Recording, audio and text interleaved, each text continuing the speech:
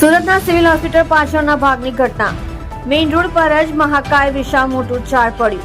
સુરત શહેર અને દક્ષિણ ગુજરાતમાં 24 કલાકની ઉપર લગાતાર ધોધમાર વરસાદના કારણે જનજીવન ખોરવાઈ ગયું છે, જેમાં સુરત શહેરમાં ભારે પવન સાથે વરસાદ પડતાની સાથે વૃક્ષો પડવાના બનાવોમાં પણ વધારો થયો છે, જેમાં આજે સુરતના નવી સિવિલ હોસ્પિટલ પાસે મોટું વિશાળકાય ઝાડ પડવાની ઘટનાથી ટ્રાફિક જામના દ્રશ્યો જોવા મળ્યા હતા, જેમાં સુરત બાગ ખાતું દ્વારા વિશાળકાય વૃક્ષને બાજુમાં કરવાની કામગીરી હાથ ધરાઈ હતી.